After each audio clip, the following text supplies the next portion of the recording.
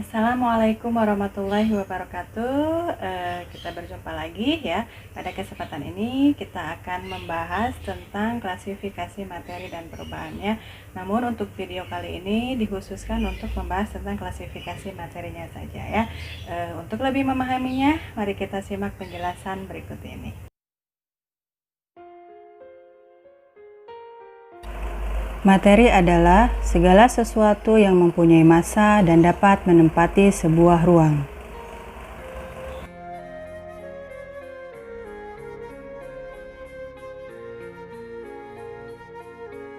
Berdasarkan wujudnya, materi dibagi menjadi 3 kelompok, yaitu padat,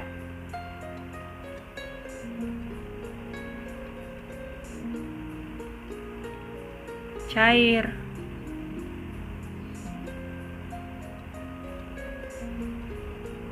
dan gas.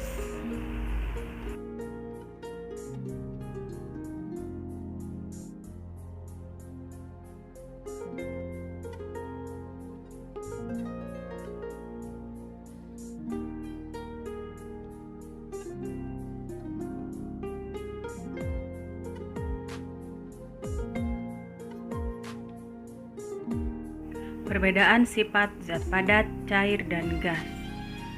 Partikel pada zat padat, lihat gambarnya. Dan ini partikel zat cair, partikel gas. Partikel-partikel pada zat padat sangat rapat sekali sehingga partikel-partikelnya tidak dapat bergerak dengan bebas. Sedangkan pada zat cair, partikel-partikelnya dapat bergerak bebas karena jarak antar partikelnya lebih renggang. Sedangkan untuk gas, partikel-partikel gasnya dapat bergerak bebas karena jarak antar partikelnya sangat renggang sekali. Yang kedua, padat mempunyai bentuk dan volume yang tetap. Zat cair hanya mempunyai volume dan bentuk berubah sesuai dengan tempatnya. Sedangkan gas tidak mempunyai volume dan bentuk yang tetap.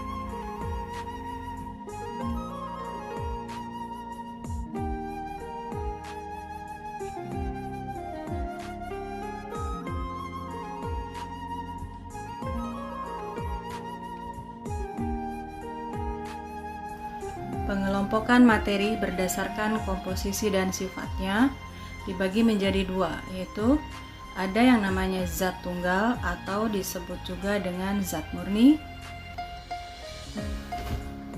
Yang kedua, campuran.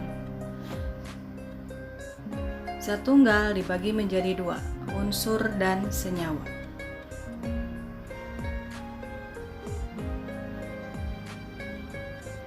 Campuran terdiri dari 2, yaitu heterogen dan homogen. Heterogen terdiri dari koloid dan suspensi. Sedangkan homogen biasanya disebut juga dengan larutan.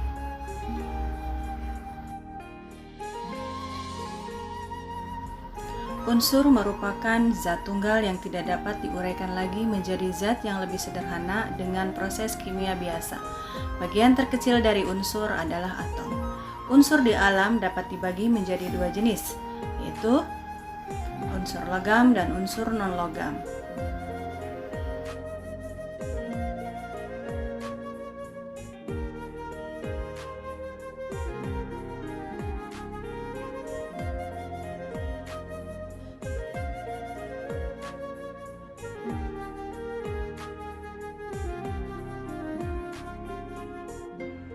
Perbedaan unsur logam dan non-logam. 1. Logam berwujud padat pada suhu kamar kecuali raksa yang berwujud cair.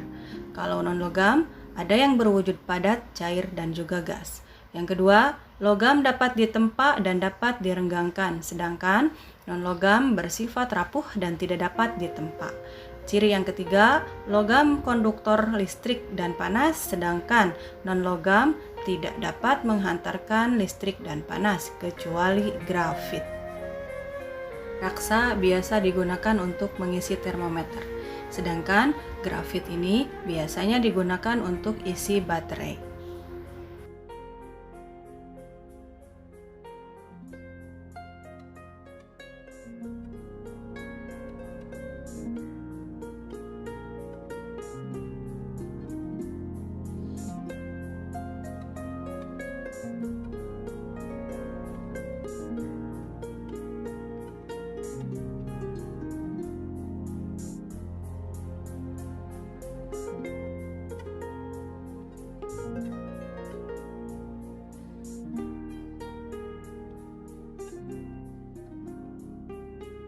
Senyawa merupakan zat tunggal yang dapat diuraikan menjadi dua atau lebih zat yang lebih sederhana dengan proses kimia biasa. Molekul merupakan bagian terkecil dari suatu senyawa. Sifat suatu senyawa akan berbeda dengan sifat-sifat unsur penyusunnya. Misalnya, air adalah salah satu contoh dari senyawa. Air ini berwujud cair.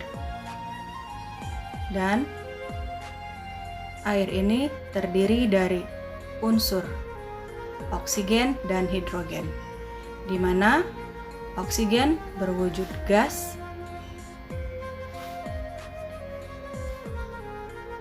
begitu pula dengan hidrogen, wujudnya gas.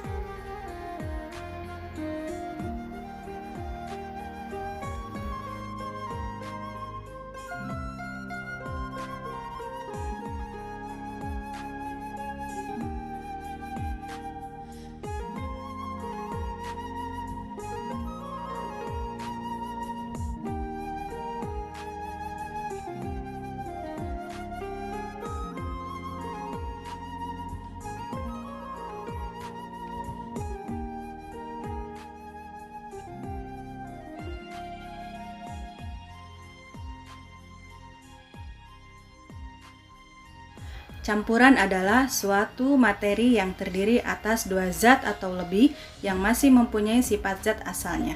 Campuran ada dua jenis, yaitu campuran homogen dan juga campuran heterogen. Campuran homogen atau larutan adalah campuran yang tidak dapat dibedakan antara zat-zat yang tercampur di dalamnya. Larutan terdiri dari pelarut dan zat terlarut.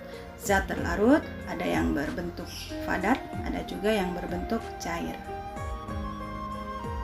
Pelarutnya biasanya zat cair.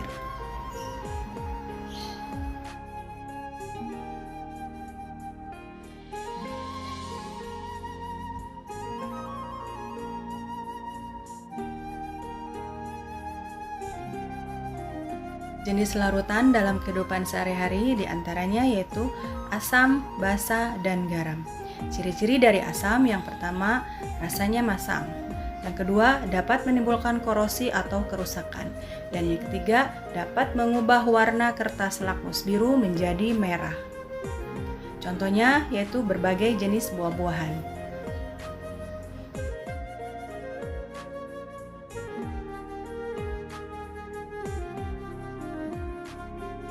Yang kedua, larutan basa. Ciri-cirinya yang pertama, mempunyai rasa agak pahit. Yang kedua, terasa licin di kulit. Dan yang ketiga, mengubah warna kertas lakmus merah menjadi biru.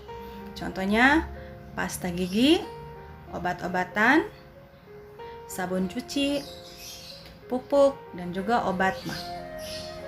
Yang ketiga, garam. Garam ini adalah hasil dari campuran asam dan basa. Biasa juga ini disebut dengan reaksi netralisasi.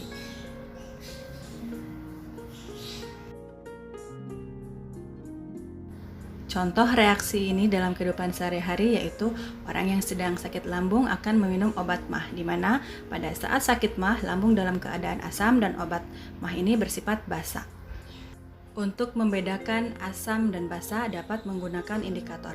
Indikator dapat dibedakan menjadi dua jenis, yaitu indikator alami dan juga indikator buatan. Indikator alami ini terbuat dari bahan-bahan yang ada di alam. Ini adalah contoh perubahan warna pada indikator alami.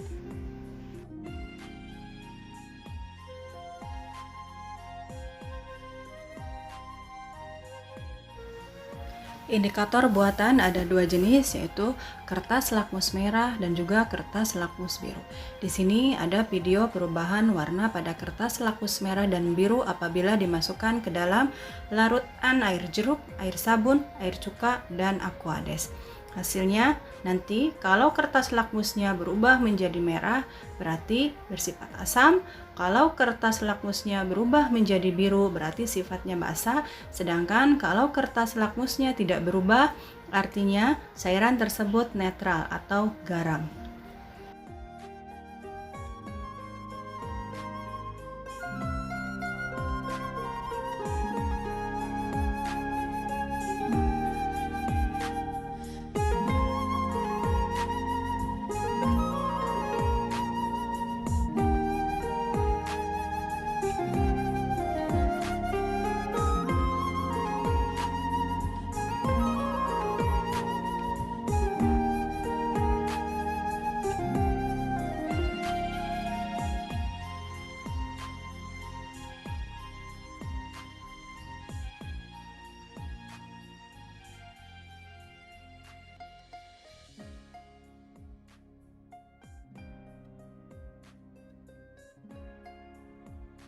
Campuran heterogen merupakan campuran yang komponen-komponennya masih dapat terlihat terpisah secara kasat mata.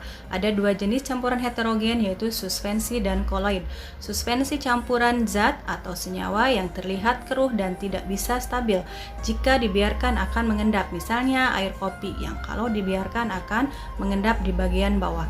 Koloid adalah campuran yang tidak dapat tercampur rata dan jika dibiarkan tidak juga mengendap, misalnya susu dan cat.